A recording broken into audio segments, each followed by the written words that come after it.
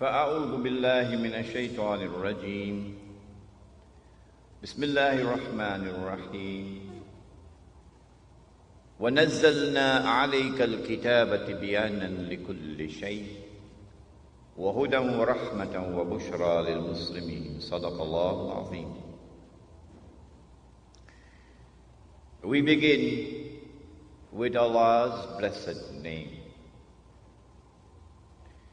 We praise Him and we glorify Him as He ought to be praised and glorified. And we pray for peace and for blessings on all His noble messengers, and in particular on the last of them all, the blessed Prophet Muhammad sallallahu ta'ala alayhi wa sallam. Brother Chairman, the Shaykhul Islam of Trinidad and Tobago, Maulana Siddiq Ahmad Nasir, the distinguished scholar of Islam and the Imam of the Imam Memorial Masjid, Sheikh Saeed Ahmad. Brothers and sisters, Assalamu alaikum wa rahmatullah. Suratul Nahl of the Quran, Surah number 16, and Allah subhanahu wa ta'ala, the one God, the God of Abraham alayhi salam, He declares, and we sent down the book, that is the Quran, sent it down on thee, O Muhammad sallallahu ta'ala alayhi wa sallam. Sent down this Quran that it might explain all things. And therefore that it might explain the strange world in which we live today.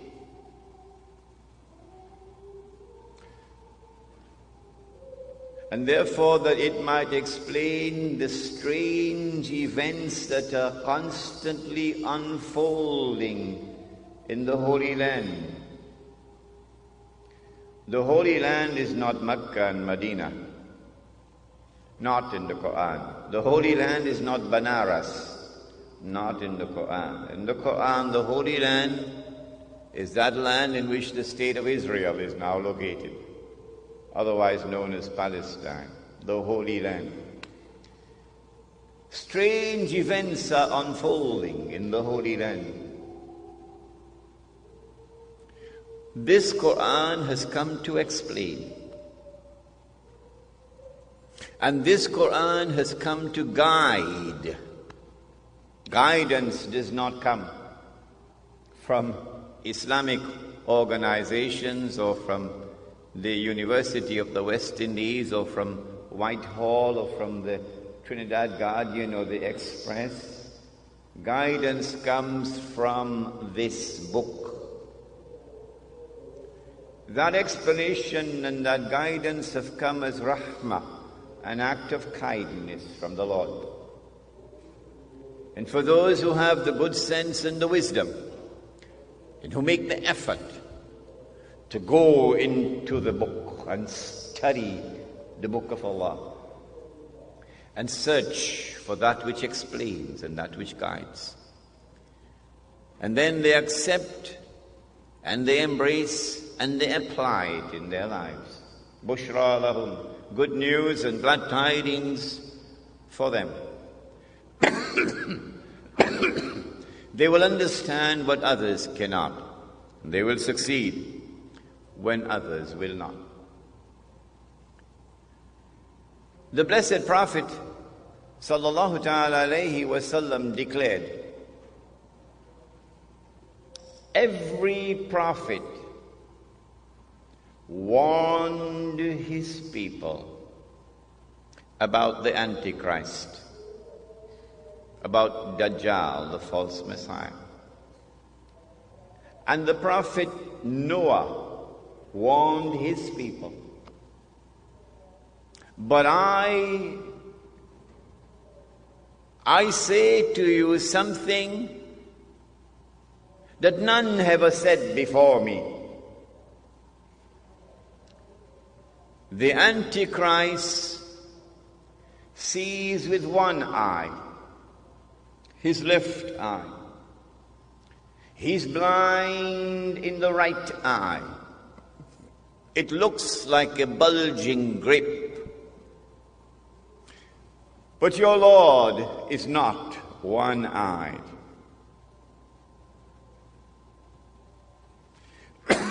Between his eyes, on his forehead, is written the word kafir, disbeliever. And every mu'min will be able to read it. A mu'min is the one who has accepted the religion, the true religion, but has not only accepted it with the lips, but the truth has entered into the heart. The one who has faith is a mu'min. And so every mu'min will be able to read and recognize disbeliever. Whether that mu'min is literate or illiterate.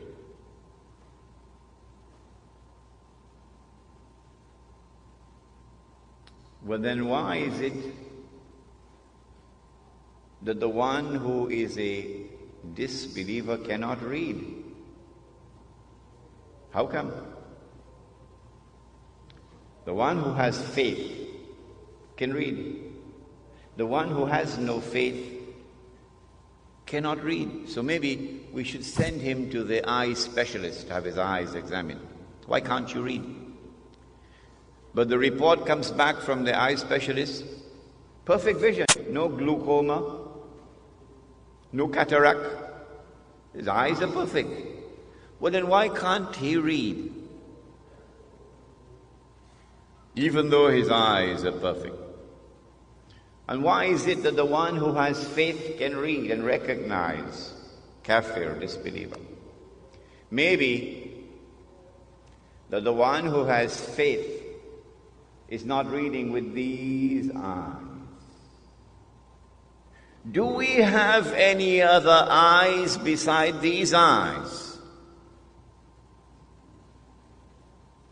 Do we have any other ears beside these ears? Do we have any other means of acquiring knowledge other than through sense perception and rationality, through observation?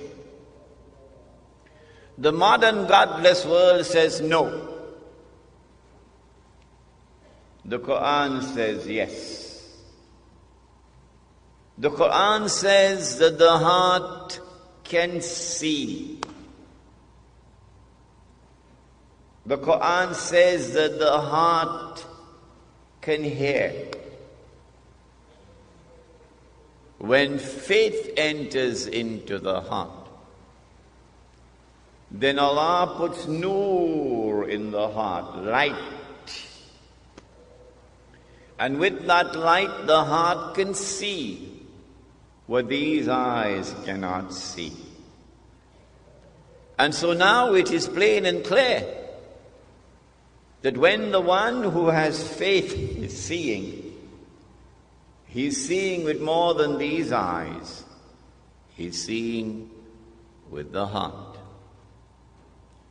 And so now it is also plain and clear that when Dajjal sees with the left eye, it symbolizes external vision. When Dajjal is blind in the right eye, it symbolizes internal blindness. With this introduction, we understand now that when we're dealing with the subject of the Antichrist, there is a lot of symbolism involved in it. Religious symbolism, which needs to be interpreted. In previous lectures, we were told about a divine promise which was communicated to the Israelite people, that Allah was going to send a prophet who would be known as Al-Masih, the Messiah, and who would rule the world with justice, confirmed by Nabi Muhammad alayhi salatu wasalam. He would be Hakimun Adil. He would rule the world with justice. From the throne of Nabi Dawood alayhi salam, the Prophet David, and with a rule which would be eternal.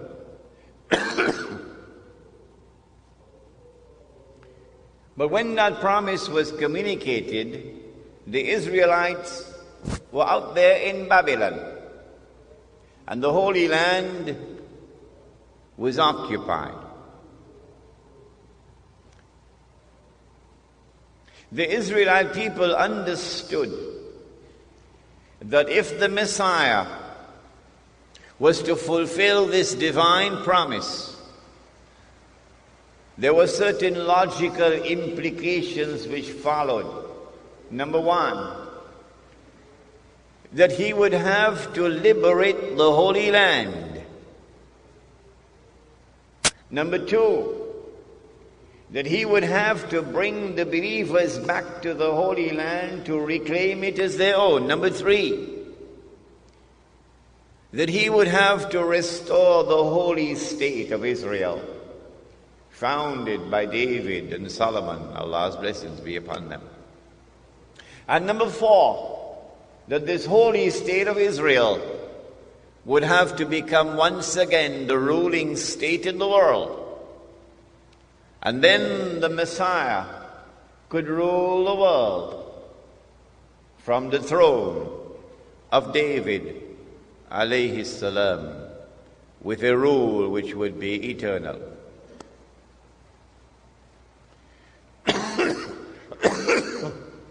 After almost 100 years in Babylon, suddenly things began to happen, and the Holy Land was liberated. The Persian Empire defeated Babylon, and the Israelite people were allowed to return to the Holy Land to reclaim it as their own and to restore the holy state of Israel. And the temple, or the masjid, built by Solomon alayhi salam, was rebuilt. And so the Israelite people are now excited. The excitement has reached fever pitch. The Messiah must be around the corner. The golden age is coming back. We're going to rule the world one more time. And sure enough, the Messiah came. But when the Messiah arrived, the son of Mary, while some of them accepted him, the establishment, the rabbis, the priests, rejected him. Why did they reject the Messiah? Answer: because Allah tested them. And because they were seeing with only one eye, they failed the test. They said, وَنَعُوذُ بِاللَّهِ مِنْ هَذَا, they said that his mother had committed that enormous sin. And they said that this baby was a bastard. If they had seen with two eyes, with the internal eye, then they would have known, oh no, appearance and reality were completely opposite to each other with this baby. That she was still a virgin, and she gave birth to the baby. But they did not see with the internal eye. And today's lecture reminds this speaker and the audience that unless we see with the internal eye, we will be deceived in so many different ways. And then when they saw him die on the cross before their very eyes, he could not have been the Messiah. Why? He's dead. He's dead. And the Holy Land is under Roman occupation. He's dead. He never ruled the world from the throne of David, alayhi salam. The golden age never came back, but he's dead. And so it is now confirmed beyond the shadow of a doubt. He could not have been the Messiah. What they did not know, and no one knew, for 600 years no one knew it, until the Quran came down, was that no, they did not kill him. No, they did not crucify him, but rather appearance and reality were completely opposite to each other. And Allah raised him. And one day he's coming back. And when he comes back, regardless of resolutions of the Security Council of the United Nations, when he comes back, he is going to rule the world. He will rule the world with justice. And he will rule the world from the holy state of Israel, built on the foundations of the religion of Abraham, alayhi salam. And that is Islam. And his rule will be eternal. But they did not know that. And so they're waiting for the Messiah to come. Prophet Muhammad, Allah's blessings be upon him, then informed that Allah had created a being, and Allah had committed to that being the mission of impersonating the Messiah, pretending that he is the Messiah. So he is the great pretender.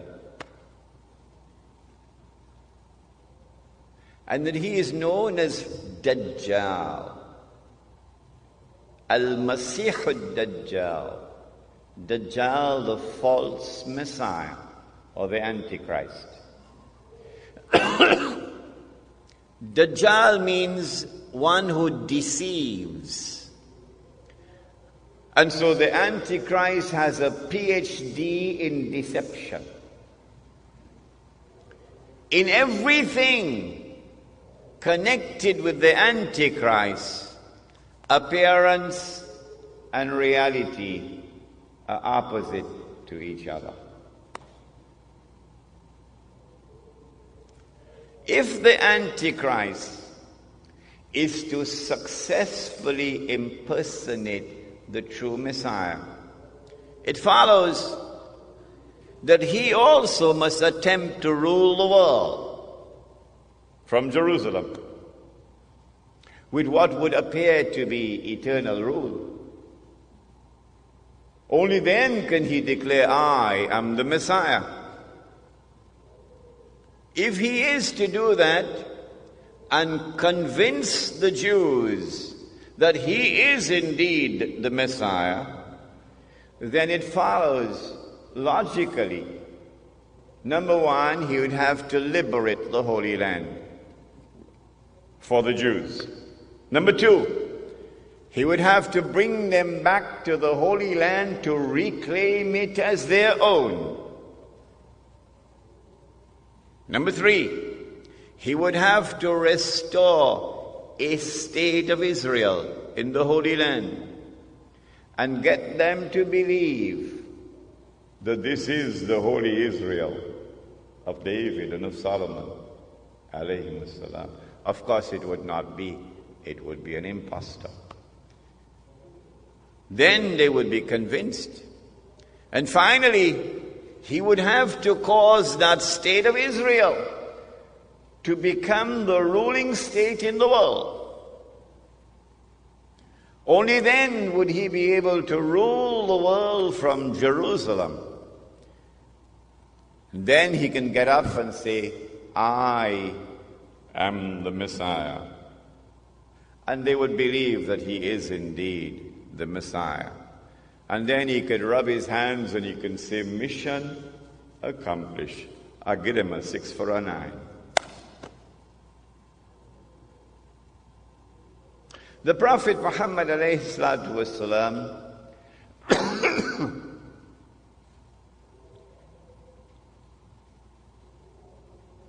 once suspected that a Jewish boy in Medina was the Antichrist. The boy's name was Ibn Sayyad. So he took his companion Umar radiallahu ta'ala with him to go and question the boy. The boy was very disrespectful in his answers. And Umar radiallahu ta'ala anhu was very angry. He said, O Messenger of Allah, give me permission. I cut off his head. The Prophet said, no, Umar, no. If he is the Antichrist, you cannot kill him. And if he is not, then it would be sinful to kill him. May I repeat that so it sinks in? If he is the Antichrist, you cannot kill him. And if he is not the Antichrist, it would be sinful to kill him. Implying that the possibility exists that he can be the Antichrist or Dajjal. But that possibility could only exist if the Antichrist has been released into the world. And so implicit in this event is a message which is being communicated to the world, that the release of Dajjal, the release of the Antichrist into the world took place in the lifetime of Prophet Muhammad alayhi salatu wasalam. If he is released into the world, then where is he? We now come to another intriguing event. It is located in the Sunan in the Sahih of Imam Muslim. A companion of the Prophet alayhi salatu wasalam, he was Christian, he became Muslim. His name is Tamim Dari. He came to the Prophet alayhi salatu wasalam and narrated an event which occurred. The Prophet listened, and then he said to the people, sit down, I have something to say to you. Tamim Dari came to me and told me something about the Antichrist, which confirms what I have been saying to you. And now we get the story from the blessed lips of the Messenger of Allah. What is the story? Tamim ad-Dari and some 30 or 40 of his companions went on board a ship. And then the storms came and blew the ship for a whole month before they arrived at an island. And when they got on shore, they got off the ship and they went on shore, they were confronted by a very hairy creature. Plenty hair. So much hair, you could hardly tell which side is head and which side is tail.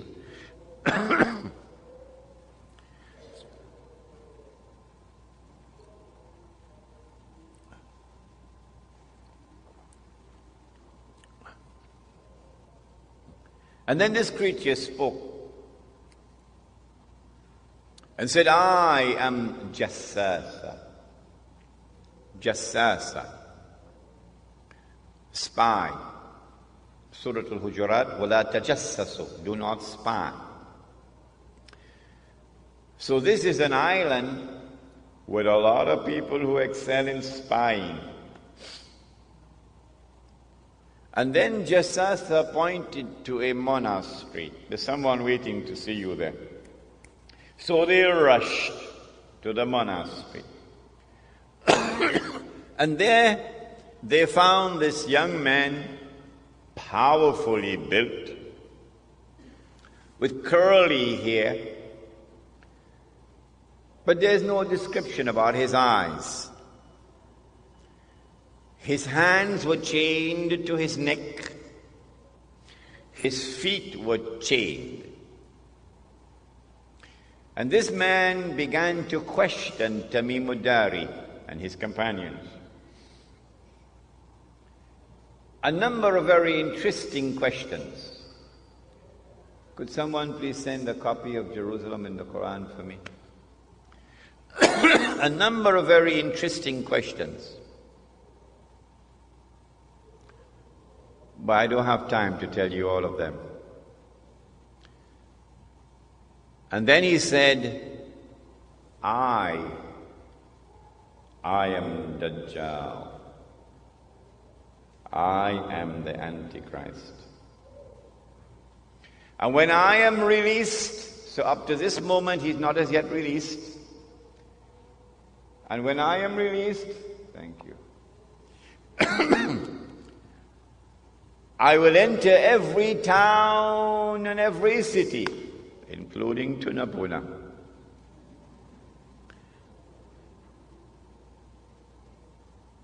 But I will not be allowed to enter into Mecca and Medina because the angels will bar me. And so now we know, up to this moment in time, the Antichrist is not as yet released. But he is on an island, which is about 1 month's journey away from the Arab world by sea. An island which has excellence in spying. And so now we know that when the message came from the Messenger of Allah that Dajjal has been released, we know that it is in this island that he is going to be released. And it is from this island that he will launch his mission to impersonate the Messiah and to eventually rule the world from Jerusalem. Question: which island is it? Before we attempt to answer the question, Let us turn to another hadith, another statement of the Prophet ﷺ, which is of crucial importance. It is also in Sahih Muslim. He said that when the Antichrist is released, he will live on earth for 40 days. 40 days. Yawmun kasana. One day like a year. Yawmun kashahr. One day like a month. Yawmun kajum'a. One day like a week. Wasairu ayyamihi ka ayyamikum. And all his days, implying all the rest of his days, would be like your days. When his day, now listen carefully, when his day is like our day,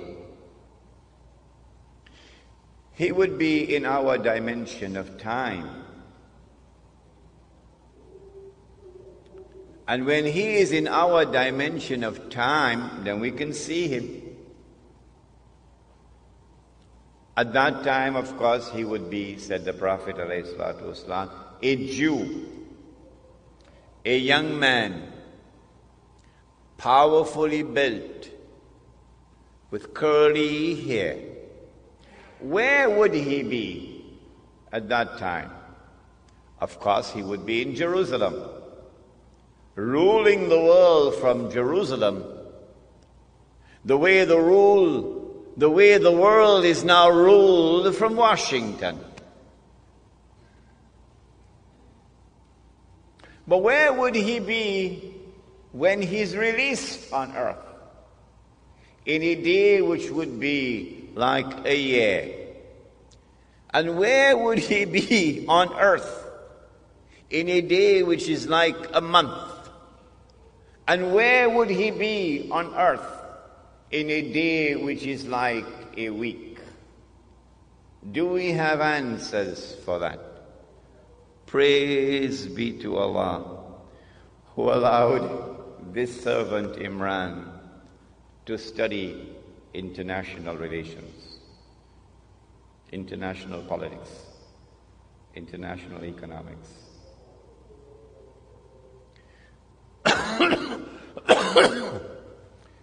The answer, of course, is that when he's released on earth, he would be on that island. And from that island, he will launch his mission to liberate the Holy Land, to bring the Jews back to the Holy Land, to reclaim it as their own, to restore a state of Israel in the Holy Land, and get the Jews to believe that this is the holy Israel of David and of Solomon, alayhim salam, and to cause that state of Israel to become the ruling state in the world. Which island is it? This is my answer. You do not have to agree with me. You are free to differ with me. But you cannot say that I am wrong until you can tell me what is the right answer. That's fair, isn't it? That's fair, isn't it? Come on, answer me. You cannot say that I am wrong until you can tell me what is right.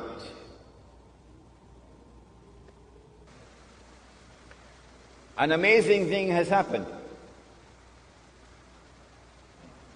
That nowhere in the world, praise be to Allah, has anyone come forward so far to differ with me and to challenge me. Not one. Until I came to Trinidad in August. And one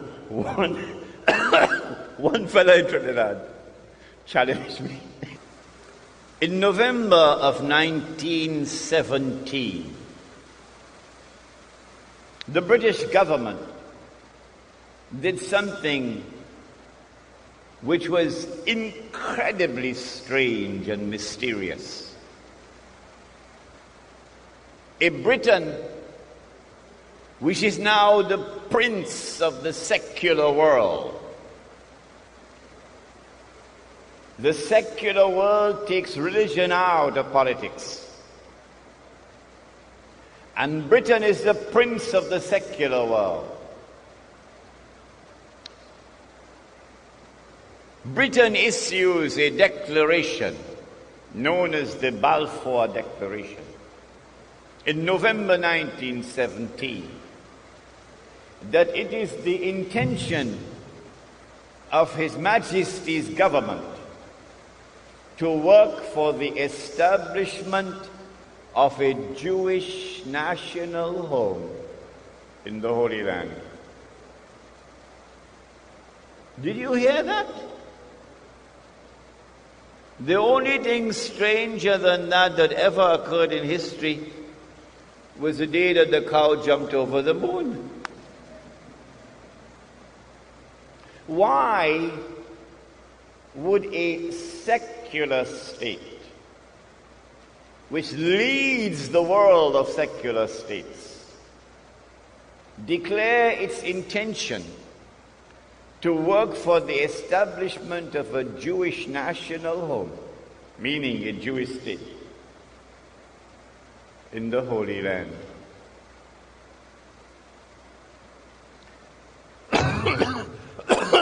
Two months later, this was October 1917, in December 1917, it is a British army led by General Allenby, which defeats the Ottoman Islamic army and liberates the Holy Land. And when Allenby entered into Jerusalem, the British general declared, "Today, the Crusades are over." Oh, but the Crusades were supposed to have been Christian wars. And you are now a secular state. You're not a Christian state, you're a secular state. How come a secular Britain is continuing a crusade started by the Pope 1,000 years before? That's strange. That is incredibly strange. Between 1918 and 1948, it is the island of Britain which ruled over the Holy Land on a mandate conferred by the League of Nations. And during that period of time, with tremendous deception,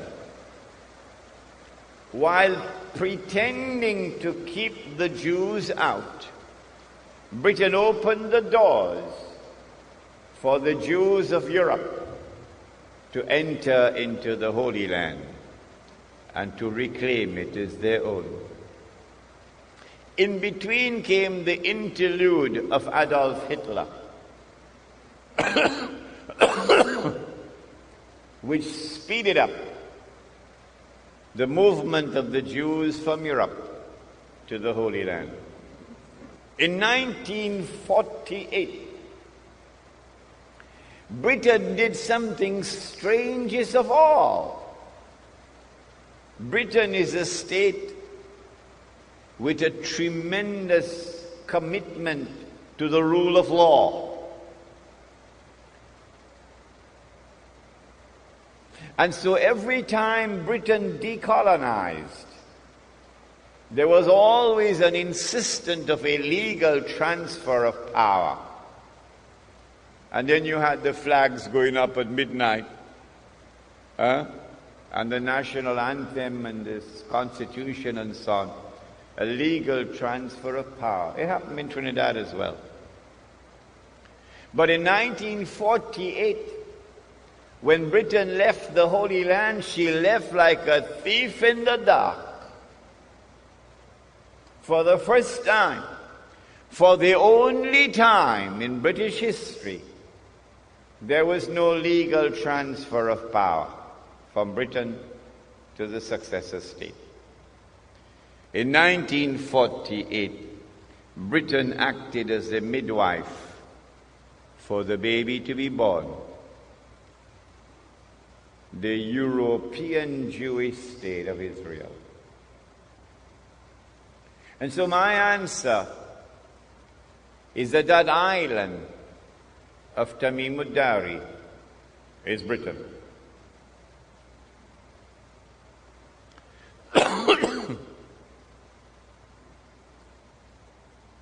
The Prophet said, sallallahu ta'ala alayhi wa sallam, about Dajjal,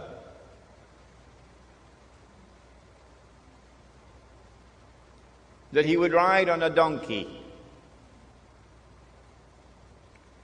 and the donkey would travel as fast as the clouds, and the donkey would have his ears stretched out wide.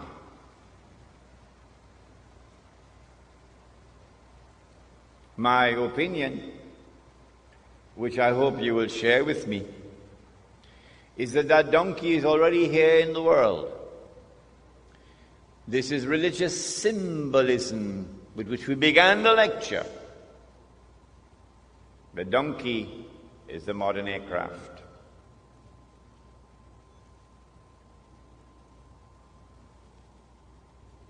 And since the Antichrist brings with him the modern aircraft, the Antichrist commands the skies. You cannot compete with him or rival him in power in the skies above. He said that the Antichrist will step into the ocean and the water would reach him up to his knee. Again, I want to suggest to you that we are dealing with religious symbolism here. It is not to be understood literally as a donkey. It is not to be understood literally as a man who is a few miles tall. Rather, it is the technology which allows you to go down to the bottom of the ocean and pick up pieces of an aircraft which crashed and reassemble the aircraft 95%.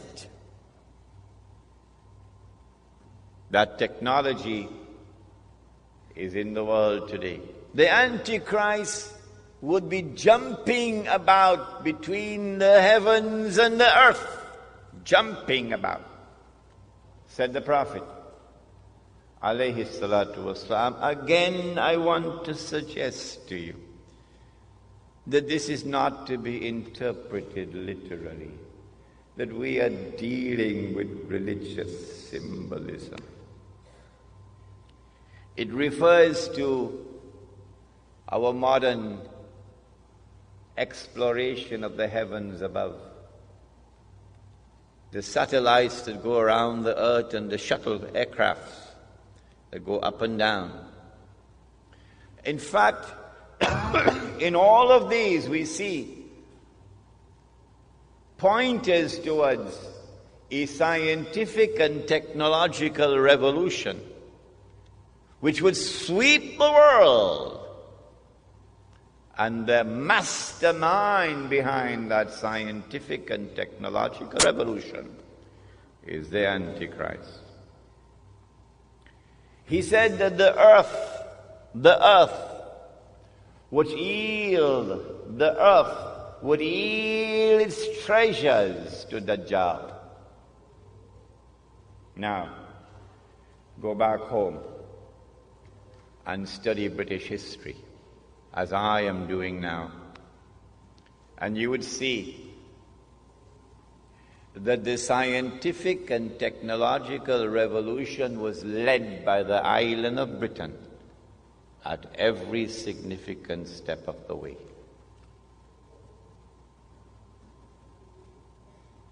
The earth would yield its treasures to Dajjal.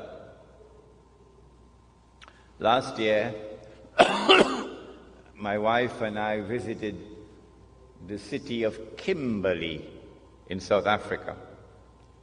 Kimberley is famous for its diamonds, the Kimberley diamonds.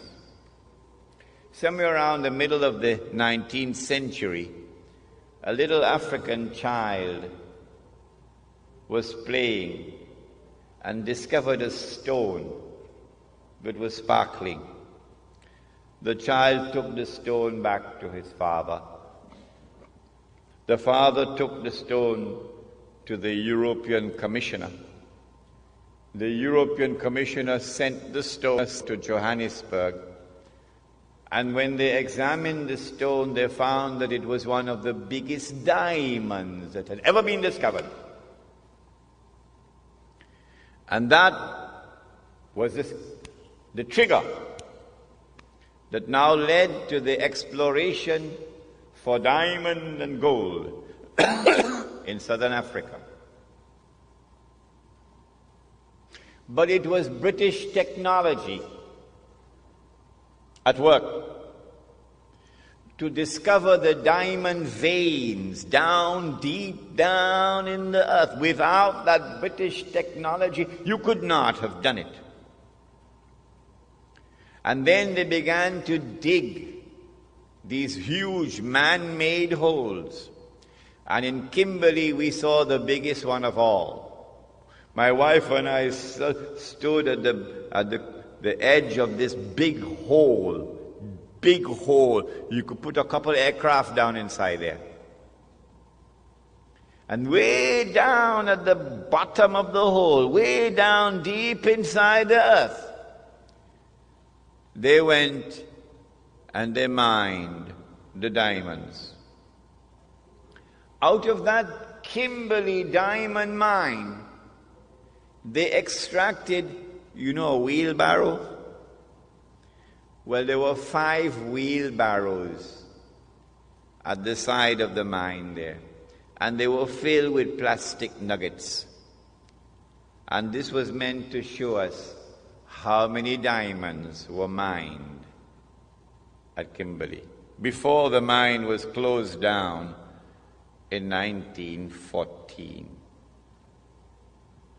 All of that effort of digging this big hole in order to get 5 wheelbarrows filled of diamonds.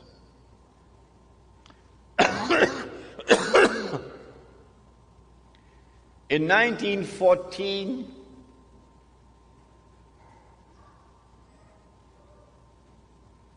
the stage was set. The Zionist movement had taken control of the diamond mines of South Africa and used a man named Cecil John Rhodes as a front man. The Rothschild Bank of Europe, a Jewish bank, financed him. And they were able to harvest all those diamonds and then use the sale of those diamonds to build up a war chest. So by 1914, they could close it down. I want you to recognize that Britain was the leader of the world in the technology which led to all of this. The Prophet said, sallallahu ta'ala alayhi wa sallam, the Dajjal, the age of Dajjal or the Antichrist would also be the age of riba. Riba, one form of riba, is borrowing and lending money on interest. But another form of riba is a transaction based on deception, which yields a profit or a gain to which one is not justly entitled. In other words, what the Americans call a rip-off. Today, the whole world, the economy around the world, is in the grip of riba or usury. But notice that the modern riba economy originated from Britain. It is the Bank of England, which was established at the end of the 17th century. The Bank of England, which began the effort, which spearheaded the effort for the establishment of today's modern riba economy. Not only through lending and borrowing and interest, Britain became the money lender of the world. But more than that, to substitute real money with paper money. It is Britain whose Bank of England at the end of the 17th century who began to issue the first paper currency.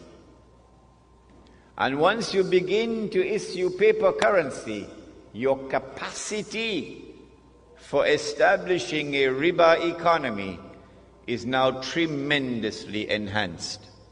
But we have a lecture on this subject coming up, Islam and the International Monetary System. The Prophet said, sallallahu ta'ala alayhi wa sallam, that the last people to come out to Dajjal, or the Antichrist, will be women. The last people to come out to Dajjal or the Antichrist will be women. And a man would have to return to his home and tie down his wife and sister and daughter to protect and preserve them from Dajjal, the Antichrist. Indicating that when Dajjal's mission is close to its climax, something strange is going to sweep the world of women. That they are going to be deceived, utterly deceived. That what would appear to them to be the road to progress, which they will eagerly grasp and embrace, what would appear to them to be a revolution in the world of women, the likes of which mankind never witnessed before, would in fact be Dajjal's deception. I believe you will share with me the view that the prophecy of the blessed Prophet Muhammad alayhi salatu wasalam is today being unfolded in the modern feminist revolution and its so-called struggle for women's liberation. That also is a topic which is coming up in our series of lectures. But do you know that Britain, the island of Britain, initiated and led the feminist revolution? I present all of this information to you to argue the case that the island in the hadith of Tamim ad-Dari is the island of Britain. Now then, I notice that when Dajjal is released in a day which is like a year, and Britain is his headquarters, I notice as a student of international relations, I notice that Britain strangely becomes the ruling state in the world. Come on, you explain to me. How do you explain a little obscure island off the coast of Europe, which never walked on the stage of history? An island that Napoleon contemptuously dismissed as a nation of shopkeepers. How do you explain that that little island establishes its rule over the whole world? Pax Britannia. Britain rules the world. I want to suggest to you tonight that the only man who can explain the emergence of Britain as the ruling state in the world at the time when it emerged is a man named Muhammad. Allah's blessings be upon him.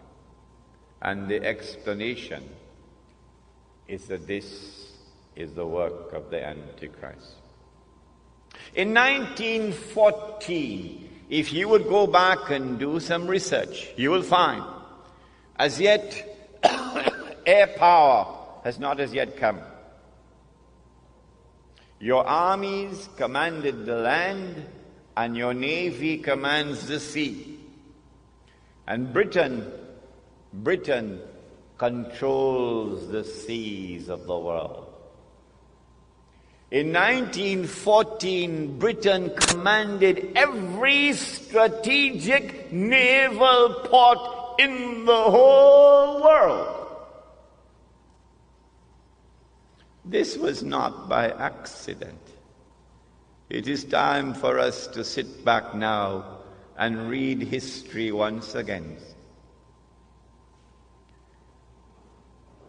It is because Britain was poised at that moment, commanding the seas around the world, and the Zionist movement had accumulated this vast chest of money through the diamond mines of South Africa, that in the summer of 1914 they were ready to strike with an act of terrorism.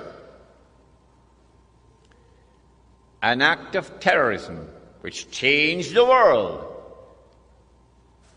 I want to suggest to you that the authors of that act of terrorism in the summer of 1914, through which the Archduke Franz Ferdinand was assassinated in Sarajevo, are the same authors who planned and executed the September 11 attack on America. There are those who will not be convinced. They will say, no, CNN does not lie. The American government does not tell any lies. No, they said that it is Arabs and Muslims who attacked America on September the 11th, and we are convinced that they are speaking the truth. But guess what? One day, we stand in another court. On that day, the Quran says, يَوْمَئِذٍ تُحَدِّثُ أَخْبَارَهَا. The earth will reveal all the secrets that the media don't tell us today. And on that day, I will not be surprised when I am shown who are the authors of the September 11 attack on America. I would not be surprised on that day. But on that day, those who insist that Washington is speaking the truth, oh, what an awful event will be for them. Say, you know that? I mean, these people are going to give me a 6 for a 9. I was so utterly and totally and completely deceived, and I swallowed their lies. And as a consequence, I blamed an innocent people. And today I have to answer for it. In the summer of 1914, there were 6 major powers in Europe: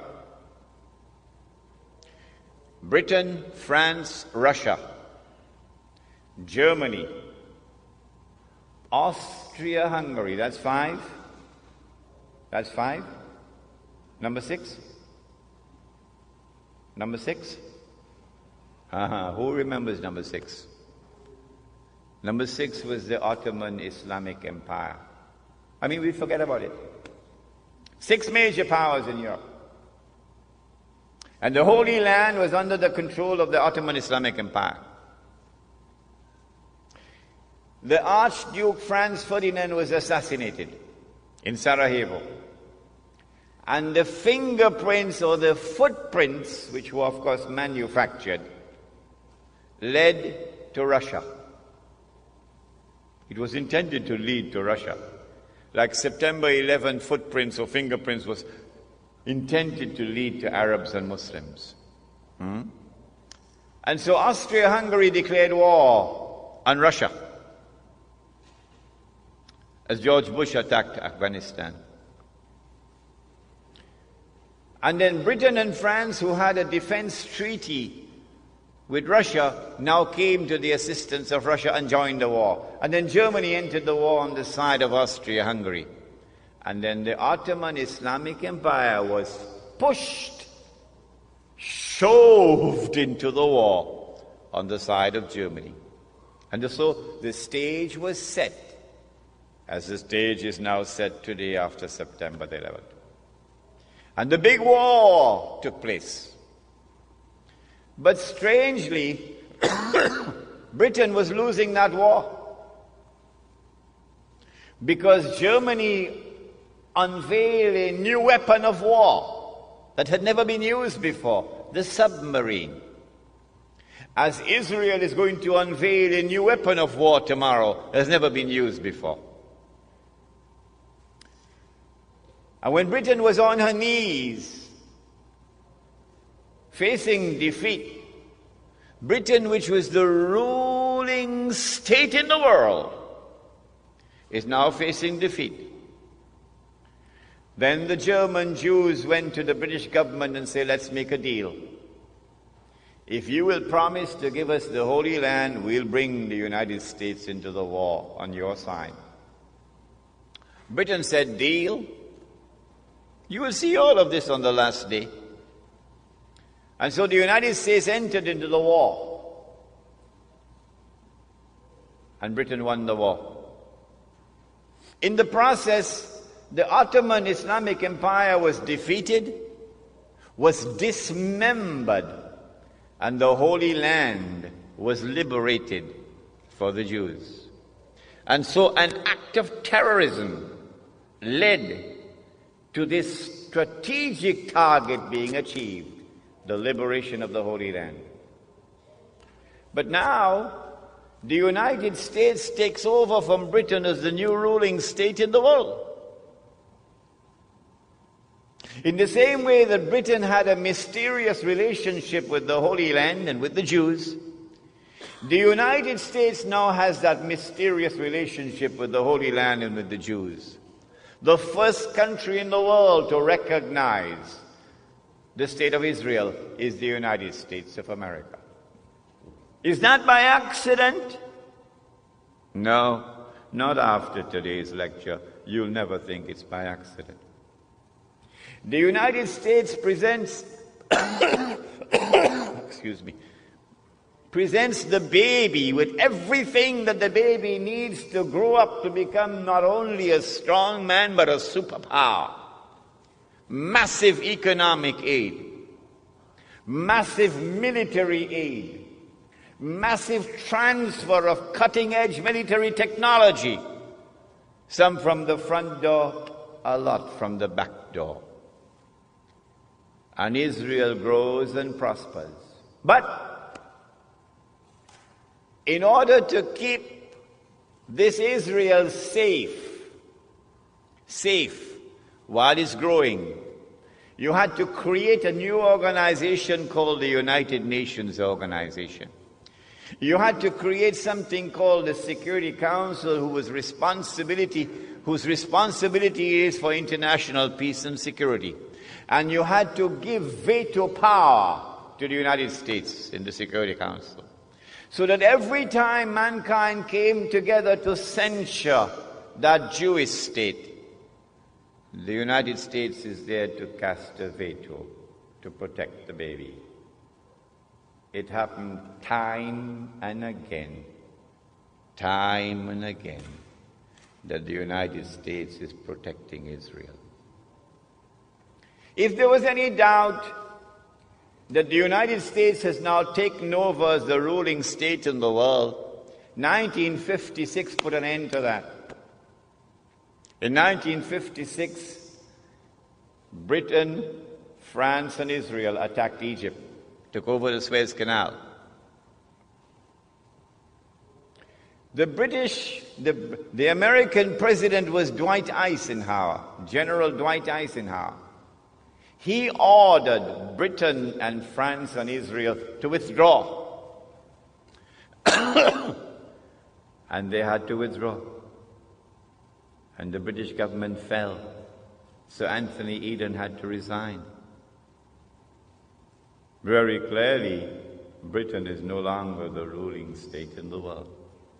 The United States has taken over. If you felt that the Soviet Union was on par with the United States, that there are two superpowers, that the United States is not the ruling state in the world, then the Cuban Missile Crisis of 1962, I think, put an end to that. Remember? Sparrow sang the Calypso, I said, turn them ships in the opposite direction. You were born at that time? Huh? Kennedy is the man for them. The Cuban Missile Crisis.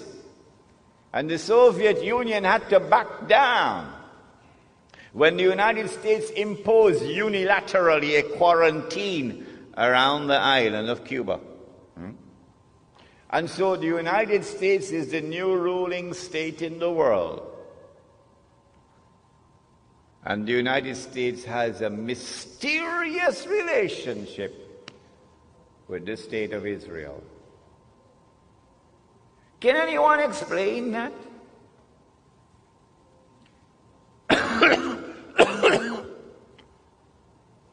About 2 weeks before September the 11th, there was an international conference on racism and racial discrimination in South Africa, in Durban.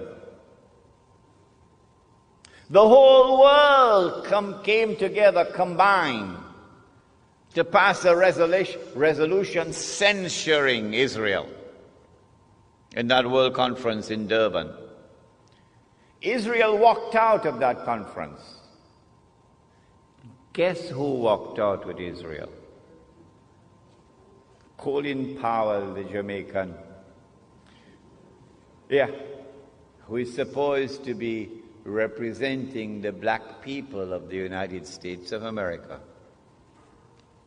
The black people of the United States of America invested heavily in that conference.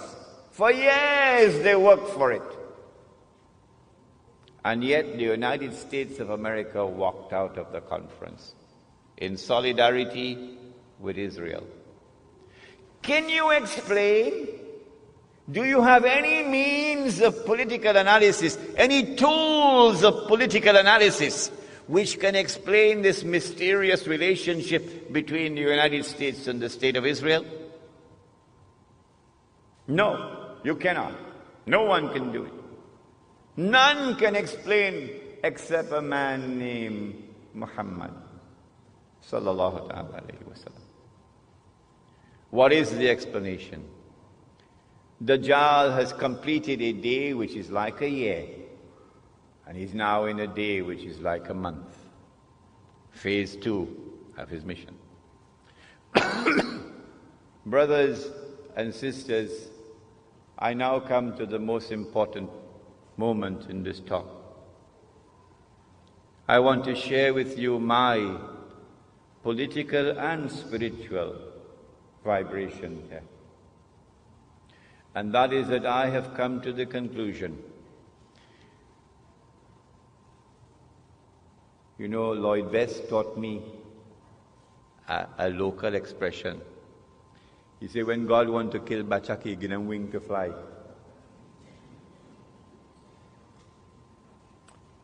And there is a similar statement like that in the Quran, that Allah gives them staircases of silver and roofs of silver. They fly high until He brings them down. The United States is flying high now because it's about to crash. Yes. We are located at that moment in time when a day which is like a month is about to end, and a day which is like a week is about to commence. When it does occur, it will confirm what I'm saying. When Britain became the ruling state in the world, Britain took control of the money of the world. And the sterling pound was the international currency. You remember those days when we used to study? £1 480, £2 960, £3 1440 when you went to school? Huh? Yeah. And then when the United States took over from Britain as the ruling state in the world, the United States could not be the ruling state in the world without taking control of the money of the world. And so the US dollar replaced the sterling pound as the international currency. This took place at the Bretton Woods Conference, the Bretton Woods Accord in upstate New York. And I'm saying to you, if you look at the world of money, you would see the writing is on the wall. The Bretton Woods Accord is collapsing. It has already collapsed. And a new international monetary system is around the corner, in which the US dollar will disappear. And when the US dollar crashes, the American economy will crash with it. Flying high, the Dow Jones flying high. I want to suggest to you that the September 11 attack on America bears an uncanny similarity to the terrorist attack of September of the summer of 1914. And that the events which are now unfolding in the world, the attack on Afghanistan, the attack on Iraq, the new American imperium that is taking over the world, are all meant to serve one mission: to pave the way for the state of Israel to wage a big war. And as a consequence of that big war that Israel is going to wage, the territory of the state of Israel is going to dramatically expand to encompass the biblical frontiers of Israel, of the Holy Land. Bible says, from the river of Egypt to the river Euphrates. That's not true. The Quran proves that that is false. The Holy Land does not exist. From the river of Egypt to the river Euphrates, that is false. But it's there in the Bible. They put it in. And so Israel has to wage a big war which will dramatically expand the territory of the state so that Israel will control the Suez Canal tomorrow. And Israel will control the oil of the Gulf tomorrow. And there will be a concomitant attack on the US dollar. And the US dollar collapses, and when it collapses, it will bring down the whole world of paper money with it. This is our lecture on Islam and the international monetary system.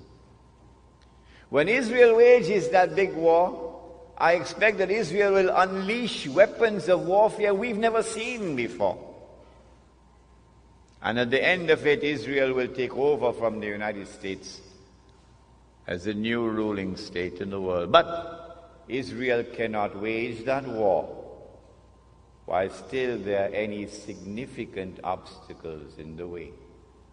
And now put on your thinking caps. Which is the most significant obstacle which still stands in the way of Israel waging her big war? Is it a man named Osama bin Laden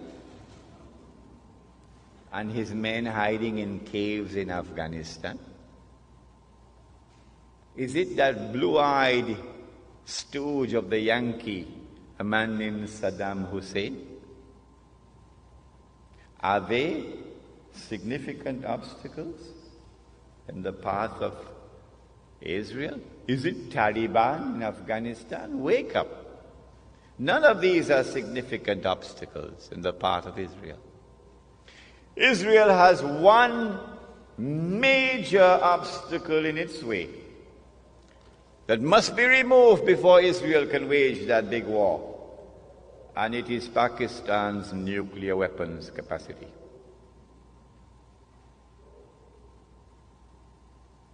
And coupled with that is Iran's missile capacity. And so all the hullabaloo we're going through now, all the maneuverings on the chessboard of the world, are all intended to culminate with the destruction of Pakistan's nuclear capacity. That is around the corner. That's about to take place. Pervez Musharraf, of course, is playing a very significant role in it. I expect that Israel will be able to wage a big war probably within the next 5 to 10 years. But Allah knows best. When Israel wages that big war and replaces the United States as the ruling state in the world, the first ruling state was Britain. The second ruling state was the United States. The third and the last would be this imposter, the state of Israel. I am suggesting to you that Dajjal, or the Antichrist, would now have completed stage 2, a day which is like a month, and would be commencing stage 3, a day which is like a week, meaning a much shorter period of time.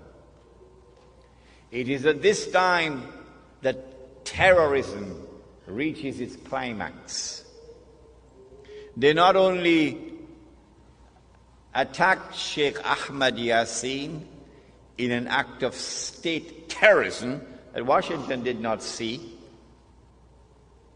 They have now attacked and killed Abdulaziz Rantisi, and they have declared that they're going to continue killing all those who dare to lift their hands against the state of Israel. This is the biggest terrorist of all in the world, the state of Israel. But CNN will never tell you that.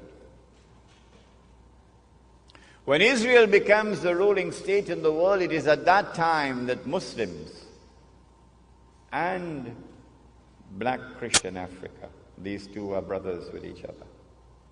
Black Christian Africa, Black Christian Africa opened their arms to Muslims when we were being persecuted, when war on Islam was being waged in the lifetime of Nabi Muhammad alayhi salatu wasalam. And a Christian king, a black Christian king in Africa protected us. I will never send them back to you, he said. And he looked at Islam and he looked at Christianity and he said, that which divides us from you is no more than this line in the sand, the Negus of Abyssinia. So too it was at that time. So too again it is today. The major attacks that Israel will launch will be on Muslims and black Christian Africans.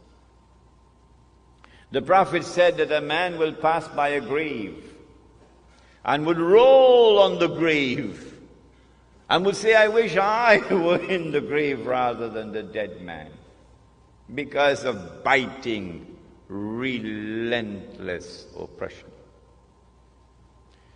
But it will not last forever.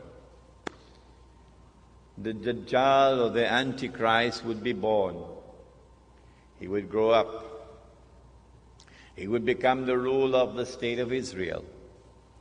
He would rule the world from Jerusalem the way George Bush is ruling from Washington. I expect this within the next 50 years or so, but Allah knows best. It's going to be a horrible 50 years ahead of us. Horrible. And then he will declare, I am the Messiah. And the Jews will accept him as the Messiah. And then he'll rub his hands and say, mission accomplished. It is at that time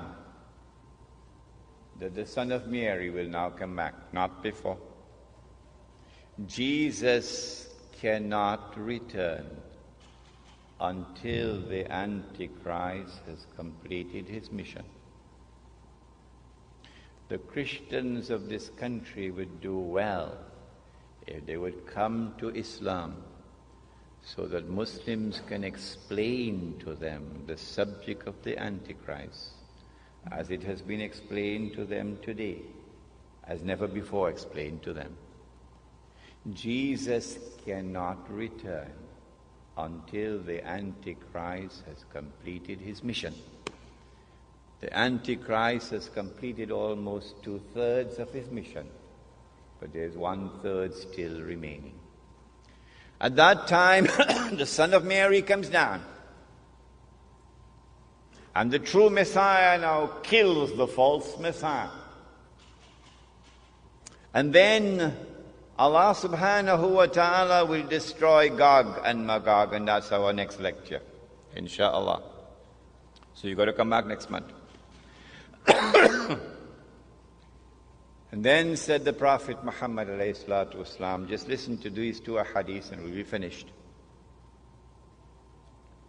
He said, when you see the black flags coming from the direction of Khorasan, Afghanistan is part of Khorasan. He said, go and join that army. These are two ahadiths combined here. Go and join that army. Even if you have to crawl over ice. These are his words. Go and join that army. Even if you have to crawl over ice. Because no one will be able to stop that army until it reaches Jerusalem. And so go back home today with joy in your hearts, even while there are tears in your eyes for the immense suffering through which we are going. Go back home with joy in your heart that there is a tomorrow which is coming, in which a Muslim army will liberate the Holy Land. The Prophet said,